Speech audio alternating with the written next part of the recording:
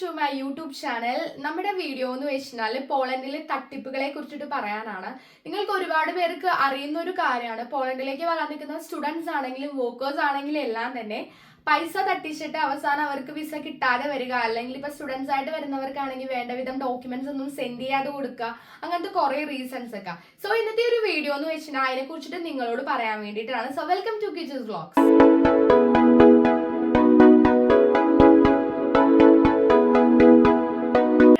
Students നമ്മളോട് പറഞ്ഞിരിക്കുന്ന ഒരു സംഭവമാണ്. ഞാൻ നേരത്തെ ഒരു ഷോർട്ട് വീഡിയോയിൽ നിങ്ങളോട് അത് ഷെയർ ചെയ്തിട്ടുണ്ടായിരുന്നു. ആക്ച്വലി പോളണ്ടിലുള്ള ഒരു വ്യക്തിയാണ്.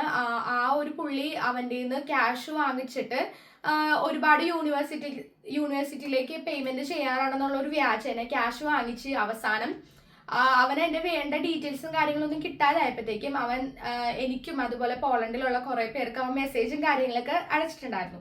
അപ്പോഴാണ് മനസ്സിലായത് ഏജൻസി, ആ ഫണ്ട് വാങ്ങിച്ച ഏജൻസി എന്ന് വെച്ചിട്ടുണ്ടെങ്കിൽ ഒരു തട്ടിപ്പായിരുന്നു. പൈസ ഫുള്ള് പോയി എന്നുള്ളൊരു കാര്യം അവൻ മനസ്സിലാക്കിയിട്ടുണ്ടായിരുന്നത്. ശരിക്കും പറഞ്ഞാൽ പോളണ്ടിലേക്ക് വരാൻ നിൽക്കുന്ന സ്റ്റുഡൻസ് ആണെങ്കിലും വർക്കേഴ്സ് ആണെങ്കിലും ശരിക്കും അവരെ നമുക്ക് തെറ്റ് പറയാൻ വേണ്ടി പറ്റില്ല.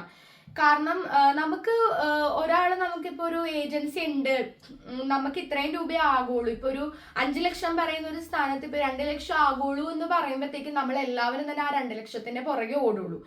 ചിലപ്പോൾ അതിന്റെ എന്താ പറയാ കൂടുതൽ ഡീറ്റെയിൽസും കാര്യങ്ങളും ഒന്നും തന്നെ നമ്മൾ അന്വേഷിക്കാതെ ആയിരിക്കും ചിലപ്പോൾ ആ ഒരു 2 ലക്ഷത്തിന്റെ പുറകെ ഓടുന്നത്. അത് തന്നെ ആയിരുന്നു ആ കൊച്ചിനും പറ്റിയിട്ടുണ്ടായിരുന്ന സംഭവം. മറ്റുള്ള ഏജൻസിയിൽ നിന്ന് കുറച്ച് ഫീസ് കുറവായിട്ട് കണ്ടപ്പോഴത്തേക്കും എങ്കിൽ പിന്നെ അത് നോക്കാമെന്നുള്ള രീതിയിലാണ് ആ കൊച്ചു നോക്കിയിട്ടുണ്ടായിരുന്നത്. അവസാനം എമൗണ്ട് ഒക്കെ പോയി കഴിഞ്ഞ് പുള്ളി ഫ്രോഡാണെന്ന് മനസ്സിലായപ്പോഴത്തേക്കുമാണ് പിന്നെ ഇനി എന്താ ചെയ്യാന്നുള്ള സൊല്യൂഷനൊക്കെ വന്നിട്ടുണ്ടായിരുന്നത്. ആക്ച്വലി ഞാനും പുള്ളിക്ക് മെസ്സേജും കാര്യങ്ങളൊക്കെ അയച്ചിട്ടുണ്ടായിരുന്നു. അപ്പൊ പുള്ളി എന്നോട് പറഞ്ഞിട്ടുണ്ടായിരുന്നത് അവർ 3-4 പേര് ചേർന്ന് തുടങ്ങിയിരിക്കുന്ന ഒരു ഇതാണത്.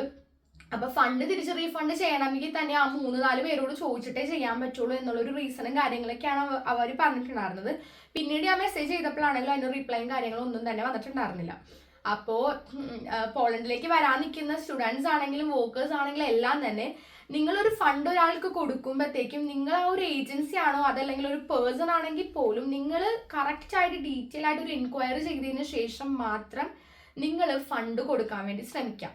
ഇപ്പൊ ഞാൻ വന്ന ഏജൻസി എന്ന് വെച്ചാൽ ഞാൻ ആ ഒരു ഏജൻസിനെ കുറിച്ചിട്ട് ഇൻസ്റ്റഗ്രാമിലാണെങ്കിലും അല്ലെങ്കിൽ ഗൂഗിളിലാണെങ്കിലും എല്ലാം സെർച്ച് ചെയ്ത് അതിന്റെ റേറ്റിംഗ് ഒക്കെ നോക്കി വന്നിരിക്കുന്ന സ്റ്റുഡൻസിന്റെ റിവ്യൂസും ഒക്കെ കണ്ടതിന് ശേഷം മാത്രമാണ് നമ്മൾ ആ ഒരു ഏജൻസിനെ കോണ്ടാക്ട് ചെയ്ത് നമ്മൾ പോളണ്ടിലേക്ക് പോകണം എന്നുള്ളൊരു കാര്യം പറയുന്നത്. അപ്പോൾ ഒരുപാട് പേരെന്ന് വെച്ചിട്ടുണ്ടെങ്കിൽ ഇതിനെപ്പറ്റി ഒന്നും കൂടുതലായിട്ട് ഡീറ്റെയിൽ ഒന്നും അന്വേഷിക്കില്ല. അവർ ചിലപ്പോൾ ഇൻസ്റ്റാഗ്രാമിൽ ഒരു പേജ് കണ്ടപ്പോൾ അതിനകത്തുള്ള കുറച്ച് ഫോളോവേഴ്സിനെ കാണുമ്പോഴത്തേക്കും അവർ വേഗം കയറി ആ ആപ്ലിക്കേഷനൊക്കെ മൂവ് ചെയ്ത് ഫണ്ടും കാര്യങ്ങളെല്ലാം കൊടുക്കും. ശരിക്കും പറഞ്ഞു കഴിഞ്ഞാൽ നമ്മളോട് ഒരാള്, അതായത് ഇപ്പൊ ഒരു ഏജൻസി ആണെങ്കിലും ഇപ്പൊ നമ്മൾ ഏതെങ്കിലും ഒരു പേഴ്സൺ ത്രൂ ആണ് ചെയ്യുന്നതെങ്കിൽ പോലും നമ്മളോട് ഇപ്പൊ ഒരു ഫോർ എക്സാമ്പിൾ ഇപ്പൊ ഇൻഷുറൻസിന് ഒരു 10,000 രൂപ വേണം എന്ന് പറയുമ്പോഴത്തേക്കും വരാൻ നിൽക്കുന്ന മിക്കവർക്കും അറിയില്ല ഈ 10,000 രൂപ ആകുമോ, ആ ഒരു ഇൻഷുറൻസിന് അത്രയും രൂപ വേണ്ടി വരുമോ എന്ന് ചിലപ്പോൾ ആരും ചിന്തിക്കുന്നുണ്ടാവില്ല. കുറച്ചു പേര് ചോദിക്കുമായിരിക്കും, മറ്റു ചിലവർ ചോദിക്കില്ല. അത്രയും രൂപ വേണോ എന്നുള്ള ഡീറ്റെയിൽസും കാര്യങ്ങളൊന്നും ചോദിക്കില്ല. ഇപ്പോ ഈ കൊച്ചിനോട് എങ്ങനെയാണെന്ന് വെച്ചിട്ടുണ്ടെങ്കിൽ അവൻ ഐറ്റിനറി, നിങ്ങൾക്ക് അറിയാം പോളണ്ടിലേക്ക് വരാൻ നിൽക്കുന്ന സ്റ്റുഡൻസിന് കുറെ പേർക്ക് അറിയുന്ന ഒരു സംഭവമാണ് ഐറ്റിനറി എന്ന് വെച്ചിട്ടുണ്ടെങ്കിൽ ഫ്ലൈറ്റ് ടിക്കറ്റ് റിസർവേഷൻ ചെയ്യുന്ന സംഭവമാണ്. അത് നമുക്ക് സ്ലോട്ട് കിട്ടിയതിന് ശേഷം നമ്മൾ ചെയ്യുന്ന സംഭവമാണ്. ആ ഐറ്റിനറിക്ക് വേണ്ടിയിട്ട് ഇത്ര എമൗണ്ട് വേണം എന്ന് പറഞ്ഞിട്ട് അവൻ്റെ അടുത്ത് നിന്ന് പൈസ വാങ്ങിച്ചിട്ടുണ്ട്. അതൊന്നും ആ കൊച്ചിനെ അറിയില്ല എന്നത് കൊണ്ടിട്ട് അവൻ കൂടുതലും പൈസ കൊടുത്തു. പിന്നീട് നമ്മളോട് അതിനെപ്പറ്റി ചോദിക്കുമ്പോഴത്തേക്കുമാണ് നമ്മൾ ഐറ്റിനറി എന്ന് വെച്ചിട്ടുണ്ടെങ്കിൽ ഇതാണ് സംഭവം എന്ന് ആ കൊച്ചിനോട് നമ്മൾ പറഞ്ഞു കൊടുക്കുന്നത്. ശരിക്കും പറഞ്ഞു കഴിഞ്ഞാൽ നമുക്ക് എന്തെങ്കിലും ഒരു കാരണം അറിയില്ല എന്നാണെങ്കിൽ നമ്മളത് പൈസ കൊടുക്കുന്ന ആ വ്യക്തിയോട് ചോദിക്കുന്നത് കൊണ്ടിട്ട് യാതൊരു പ്രശ്നമില്ല. കാരണം നമ്മൾ അധ്വാനിച്ചിട്ട് ഉണ്ടാക്കുന്ന നമ്മുടെ പൈസയാണ്, അല്ലെങ്കിൽ നമ്മളുടെ ഫാമിലി നമുക്ക് വേണ്ടി കഷ്ടപ്പെട്ട് ഉണ്ടാക്കുന്ന പൈസയാണ്. അപ്പൊ ആ ഒരു പൈസ ഒരു 10 രൂപയാണെങ്കിൽ പോലും നമ്മൾ അത് ഒരാൾക്ക് കൊടുക്കുമ്പോഴത്തേക്കും നമുക്ക് അർഹതയുണ്ട്. അത് എന്തിനു വേണ്ടിയിട്ടാണ് നമ്മൾ ആ ഒരു എമൗണ്ട് നമ്മൾ അവർക്ക് പേ ചെയ്യുന്നതെന്ന്. അപ്പൊ ഐറ്റിനറി ആണെങ്കിലും ഇൻഷുറൻസ് ആണെങ്കിലൊക്കെ നിങ്ങൾക്ക് അതിന്റെ അറിയില്ല എന്നാണെങ്കിൽ നിങ്ങൾ അറ്റ്ലീസ്റ്റ് ആരോടെങ്കിലും ഒന്ന് ചോദിക്കുക, എന്താണ് ആ ഒരു സംഭവം. അതല്ലാന്നാണെങ്കിൽ നിങ്ങൾ ആ പൈസ കൊടുക്കുന്ന ആൾക്കാരോട് ചോദിക്കുക. കൂടുതലും എന്ന് വെച്ചാൽ നിങ്ങൾ ഏജൻസീസ് ഒന്നും നോക്കാതെ വരുന്നവരാണ് കൂടുതലായിട്ട് ഈ തട്ടിപ്പുകൾക്ക് ഇരയാവുന്നത്. അതുപോലെ തന്നെ ഫുൾ എമൗണ്ട് കൊടുക്കണം എന്ന് ആദ്യമേ പറയുമ്പോൾ തന്നെ നിങ്ങൾ അവർക്ക് ആ ഫുൾ ഒരു എമൗണ്ട് കൊടുക്കാതിരിക്കുക. ഇപ്പൊ ഞാൻ ഏജൻസി ത്രൂ തന്നെയാണ് വന്നിട്ടുണ്ടായിരുന്നത്. എനിക്ക് 3 പാർട്ടായിട്ടാണ് ഞാൻ എമൗണ്ട് കൊടുത്തത്. അതായത് ആദ്യം ഒരു 10,000 രജിസ്ട്രേഷൻ ഫീസ് ആയിട്ട് കൊടുത്തു. അതിനുശേഷം എനിക്ക് ഓഫർ ലെറ്റർ കിട്ടിയപ്പോൾ ഒരു 40,000 കൊടുത്തു.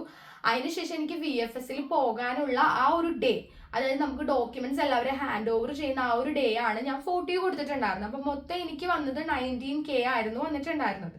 അപ്പോൾ അതല്ലാതെ ഒറ്റയടിക്ക് 2 ലക്ഷം കൊടുക്കുക, ഒറ്റയടിക്ക് 1 ലക്ഷം കൊടുക്കുക എന്ന് പറയുമ്പോൾ തന്നെ നിങ്ങൾ ഒരിക്കലും അങ്ങനെ കൊടുക്കാതിരിക്കുക. നിങ്ങൾ കൂടുതലും എന്ന് വെച്ചാൽ ഇപ്പോൾ മിക്ക ഏജൻസി നമ്മളോട് ഇപ്പം ഐറ്റിനറി ഇൻഷുറൻസ് ഒക്കെ അവർ സ്ലോട്ട് കിട്ടുന്ന ആ ഒരു ടൈം ആകുമ്പോഴായിരിക്കും നമ്മളോട് അവരെ എമൗണ്ടും കാര്യങ്ങളൊക്കെ ചോദിക്കുന്നത്. അപ്പോൾ ആ ഒരു ടൈമിൽ നിങ്ങൾ കൊടുക്കുക. അതല്ലാതെ നിങ്ങൾ ആദ്യമേ തന്നെ എമൗണ്ട് ഒക്കെ കൊടുക്കുമ്പോൾ ചിലവർ ജെന്യൂൻ ആയിട്ടുള്ളവരായിരിക്കും, ചിലപ്പോൾ ഒറ്റയടിക്ക് എമൗണ്ട് ഒക്കെ വാങ്ങിച്ചിട്ടായിരിക്കും ചെയ്യുന്നത്. ചിലവരാകുമ്പോൾ ഇങ്ങനെ പാർട്ടായിട്ടായിരിക്കും അവരത് ഇൻസ്റ്റാൾമെന്റ് പോലെ ഓരോരോ ടൈം ആയിട്ടായിരിക്കും അവർ നമ്മളോട് വാങ്ങിക്കുന്നത്. അപ്പോൾ നിങ്ങളൊരു ഏജൻസിനെ കോണ്ടാക്ട് ചെയ്യുന്ന ടൈമിൽ ആ ഒരു ഏജൻസിനെ പറ്റിയിട്ട് നിങ്ങൾ എല്ലാ ഡീറ്റെയിൽസും കാര്യങ്ങളൊക്കെ മനസ്സിലാക്കുക. ഒരു തവണയെങ്കിലും നിങ്ങൾ ആ ഏജൻസിയിൽ പോവുക.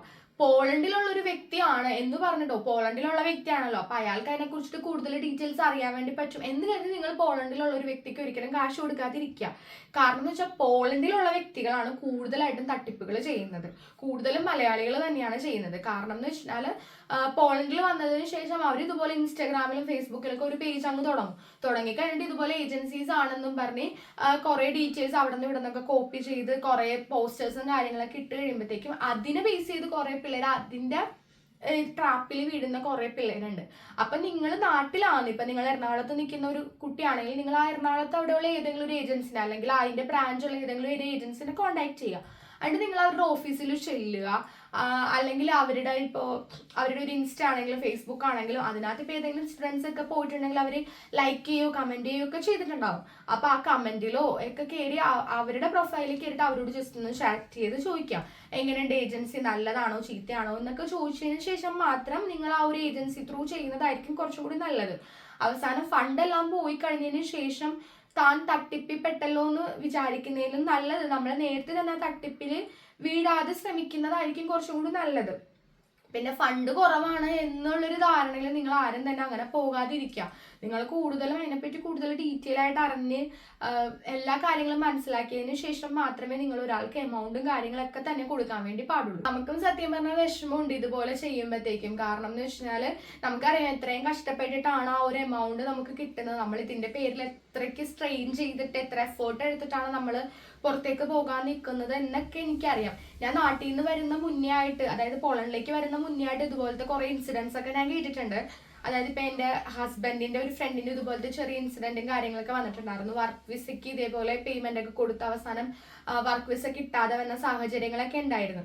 അപ്പൊ ഞാൻ നാട്ടിലായിരുന്ന സമയത്ത് എനിക്ക് ഇവിടുത്തെ റൂൾസിനെ പറ്റിയിട്ട് ഒന്നും എനിക്ക് അറിയാൻ വേണ്ടി പാടില്ലായിരുന്നു. അപ്പൊ നമ്മളോട് ഒരാൾ വന്നിട്ട് ഇങ്ങനെയാണ് അങ്ങനെയാണെന്നൊക്കെ പറയുമ്പോഴത്തേക്കും നമ്മളത് വിശ്വസിച്ചു പോകും. അത് ശരിക്കും പറഞ്ഞാൽ ആ പറ്റിക്കപ്പെടുന്നവരെ പറഞ്ഞിട്ട് കാര്യമില്ല, അവരത് വിശ്വസിച്ചു പോകും. കാരണം നമുക്ക് അതിനെപ്പറ്റി കൂടുതൽ ഡീറ്റെയിൽസ് ഒന്നും അറിയില്ല.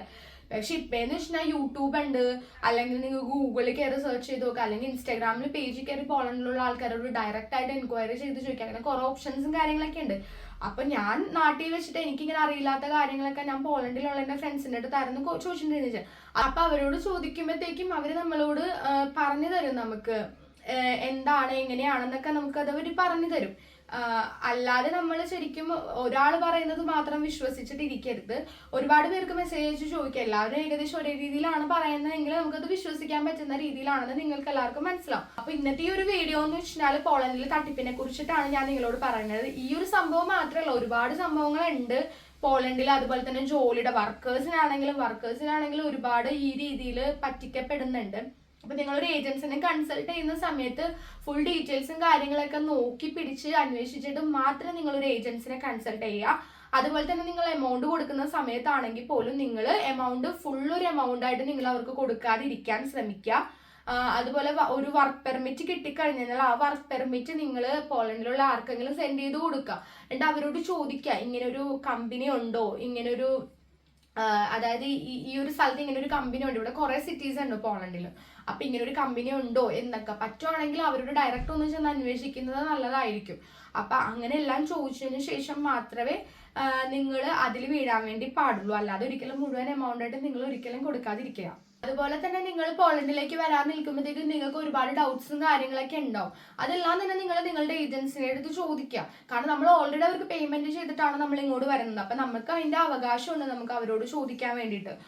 നമുക്കിപ്പോൾ എന്തെങ്കിലും ഡൗട്ട്സ്, ഇപ്പൊ ഞാൻ നേരത്തെ പറഞ്ഞു നിങ്ങൾക്ക് ഐറ്റിനറിനെ കുറിച്ച് അറിയില്ല, നിങ്ങൾക്ക് ഇൻഷുറൻസിനെ പറ്റി അറിയില്ല എന്നൊക്കെ ആണെങ്കിൽ ചിലപ്പോൾ നിങ്ങൾ ഐറ്റിനറി എന്നുള്ളൊരു വർക്കൊക്കെ നിങ്ങൾ ചിലപ്പോൾ ആദ്യമായിട്ട് കേൾക്കുന്നതായിരിക്കും. അപ്പൊ അതെന്താണെന്ന് അറിയില്ലാത്തതുകൊണ്ട് നിങ്ങൾക്ക് നിങ്ങളുടെ ഏജൻസിയുടെ അടുത്ത് ചോദിക്കാനുള്ള ഒരു അവകാശം നിങ്ങൾക്കുണ്ട്. കാരണം നിങ്ങൾ അവർക്ക് പേ ചെയ്യുന്നതാണ്. ആ പേ ചെയ്യുന്നതിനനുസരിച്ചിട്ട് അവർ പെർഫോം ചെയ്യണം. അവർ നമ്മളോട് അത്രയ്ക്ക് ആത്മാർത്ഥത കാണിക്കണം എന്നൊന്നുമില്ല ഞാൻ പറയുന്നത്. എങ്കിൽ പോലും നമ്മളുടെ രീതിയിൽ നമ്മൾ എല്ലാവരോടും ചോദിച്ച് മനസ്സിലാക്കാൻ വേണ്ടി ശ്രമിക്കുക. അതല്ലാതെ നമ്മളൊന്നും ചോദിക്കാതെ മനസ്സിലാക്കാതെ ഇരുന്ന് കഴിഞ്ഞാൽ നമ്മളെ പറ്റിപ്പിക്കാൻ വേണ്ടി സുഖമാണ്. കാരണം അവർ വിചാരിക്കണത് അവർ കൂടുതൽ ഡീറ്റെയിൽസും കാര്യങ്ങളൊന്നും നമ്മളോട് ചോദിക്കുന്നില്ല, നമ്മൾ അവരെ ശല്യം ചെയ്യുന്നില്ല. അങ്ങനെയല്ല. നിങ്ങൾക്ക് എന്തെങ്കിലും അറിയില്ല എന്നാണെങ്കിൽ നിങ്ങൾ അവരോട് ഓപ്പൺ ആയിട്ട് തന്നെ ചോദിക്കുക. അതുപോലെ തന്നെ നിങ്ങൾക്ക് ഇപ്പം എന്തെങ്കിലും ഒരു ഡോക്യുമെന്റ്സ് അവർ ശരിയാക്കി തരാമെന്ന് പറയുമ്പോൾ തന്നെ അവർ ചിലപ്പോൾ ഒരു എമൗണ്ട് പറയും നിങ്ങളോട്. അത് നിങ്ങൾ പുറത്ത് അന്വേഷിച്ച് നോക്കുക. ചിലപ്പോൾ പുറത്ത് അതിനേലും കുറവായിട്ടാണ് ചെയ്യുന്നതെങ്കിൽ നിങ്ങൾ പുറത്ത് ചെയ്യുന്നതായിരിക്കും കുറച്ചും കൂടി നല്ലത്.